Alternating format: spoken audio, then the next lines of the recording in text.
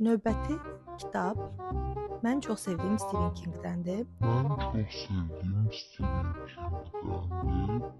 Qarşınıza bu səslə çıxıram. Buna görə üzr istəyirəm, amma səhhətim təəssüf ki, gördüm ki, daha uzun müddət imkan verməyəcək yeni videolar çəkim. Ona görə də artıq səsimin tam bərpa olunmasını gözləmək istəmədim. Və 2026-cı ilin ilk videosu, eləcə də ilk alış-verişi ilə qarşınızdayım. Yeni kitablar almışam və 2026-cı ildə ilk hansı kitablar mənim kitabxanamı zənginləşdirməyə başladı, onları sizlə tanış eləyəcəm. Əslində bu kitabların hər biri ilə əminəm ki, hamınız tanışsınız, amma mənim kitabxanamda yox idilər və çox istəyirdim ki, olsunlar. Onlardan bəzilərinin sujeti ilə tanışam, bəzilərini oxumuşam, amma hər bir kitabxanada olmalı olan kitablar var onların arasında. Ona görə də istəyirəm ki, onları sizə göstərim. Harry Potter seriyasından 3-cü hissəni aldım. Əslində bu seriyanı hər ay birini oxuyub yekunlaşdırmaq istəyirdim. Amma uzun müddət oxumadım. Başqa kitablar girdi araya və bir qədər də fantezi janrından uzaqlaşdığım üçün oxuya bilmədim. Həm də Harry Potter seriyasını, filmlərini çox izlədiyim üçün, yəni demək olar ki, əzbər bilirəm, amma oxuyandan sonra baxdım ki, əslində cüzi fərq də olsa, axırı ki fərqlənir. Əsası birinci hissə, yəni mən hələ ki ikisini oxumuşam.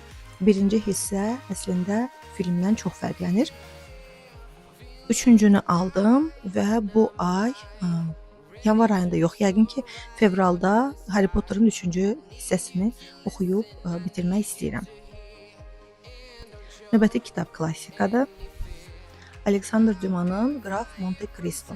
Hər bir kitabxanada olmalı olan kitablardandır deyə düşünürəm və istəyirdim ki, mənim də kitabxanamda olsun.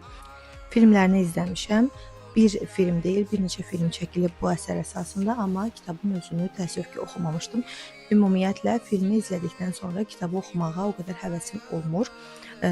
Ona görə də yəni, bu kitabı sujetdən xəbərim olmuş olsa belə, təəssüf ki, kitabı oxumamışdım. Oxumuş olsaydım belə mütləq alıb kitabxanama qoymaq istəyəcəyim kitablardandır və alacaqdım da. Və qismət indiyə imiş Alexander Dumas'ın Qraf Monte Cristo.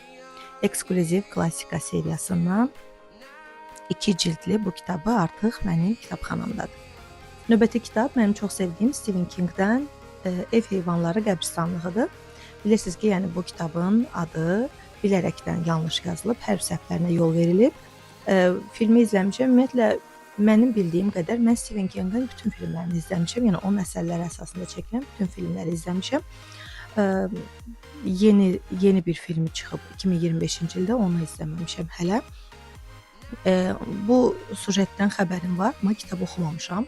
Bilmirəm, yaxın zamanda oxuyacam ya yox, amma Stephen King'in ümumiyyətlə bütün kitablarını əldə etmək istəyirəm. Ona görə də bu dəfə seçimim bu kitabdan yana oldu. Məndə Stephen King'in bir neçə kitabı var.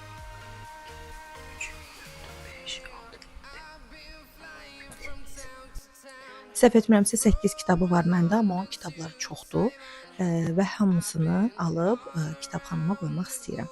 Və mənim uzun zamandır həsrətini çəkdiyim və kitabxanamda olmasını istədiyim, yox arzuladığım kitabı almışam. Bu da Victor Hugo'nun Səfillər romanıdır.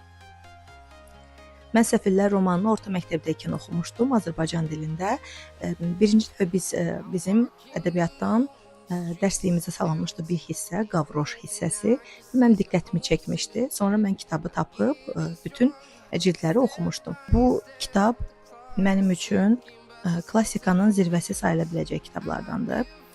Və ona görə də budur və bir neçə digər əsərlərdir. Eləcə də Qraf Monte Cristo'dur və çox istədiyim başqa klassik əsərlər də var ki, onlar mənim kitabxanamda mütləq olmalı idi.